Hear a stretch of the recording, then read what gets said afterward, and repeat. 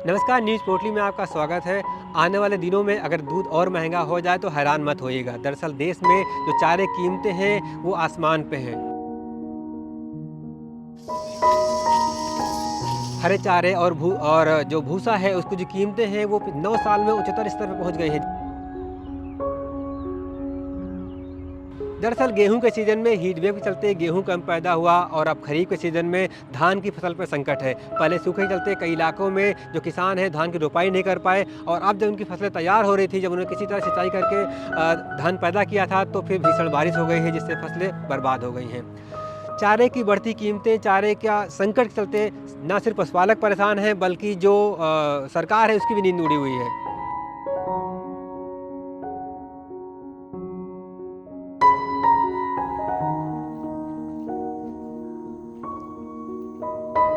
तो सब हरहा गोरू मर रहे हैं, लेकिन अब लेके इनका जियाई थे कोई हालत नहीं है। का कोनो चारा पानी है, अब कौन उपाय रखा है। महंगाई की मार सिर्फ आपके आटे और तेल पर नहीं पड़ी है। गाय, भैंस, बकरी आदि पशुओं को खिलाया जाने वाला चारा भी काफ़ी महंगा हो गया है। इस वक्त राजस्थान, हरियाणा, उत्तर प्रदेश समेत कई राज्यों में गेहूं का भूसा 1200 से लेकर 2000 रुपये प्रति कुंटल तक बिक रहा है। पिछले 4 महीनों में ही भूसे के दाम 20% तक बढ़ गए हैं। अगस्त 2022 में भूसा होलसेल प्राइस इंडेक्स 25.54% तक पहुंच गया। सूखे भूसे के साथ ही हरा चारा भी महंगा हो गया है। हरा चारा पहले जहां 200 रुपये कुंटल था वहीं कई इलाकों में या 800 रुपये कुंटल तक पहुंच गया है। इसके साथ ही पशुओं को खिलाया जाने वाला रेडीमेड फीड भी महंगा हुआ है। जो 500 रुपये कुंटल भूसा था इस समय 1400-1500 रुपये कुंटल बिक रहा हुआ है। इसके वजह से 2-4 भैंसें कम हो गई हैं महंगाई के वजह से।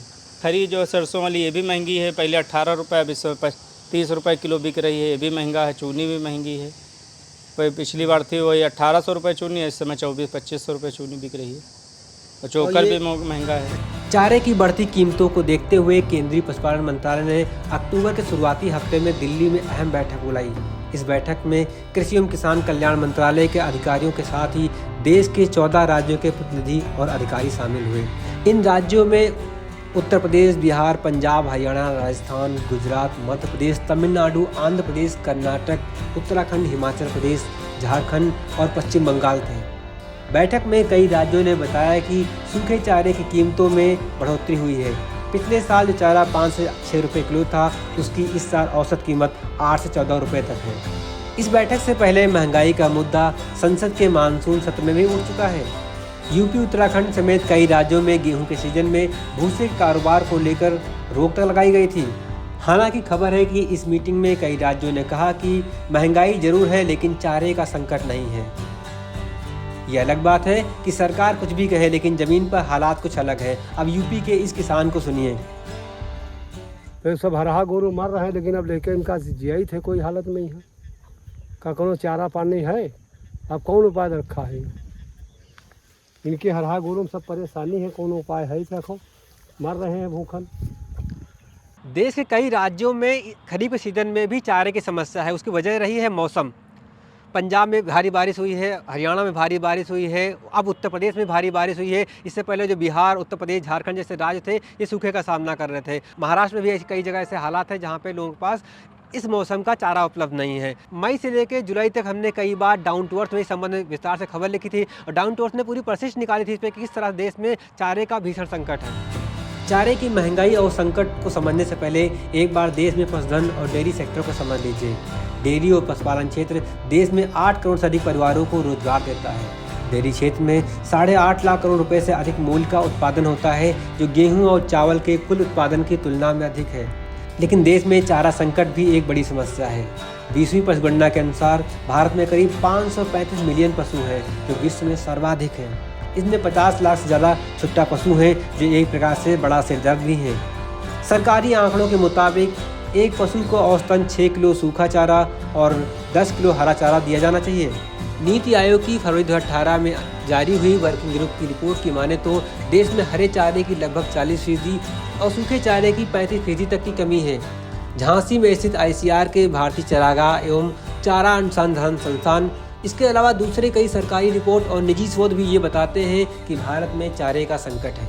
संसद की कृषि संबंधी स्टैंडिंग कमेटी की 34वीं रिपोर्ट में ही कहा गया था कि साल 2020 में ही 23% सूखे चारे की, 32% तक हरे चारे की कमी होगी।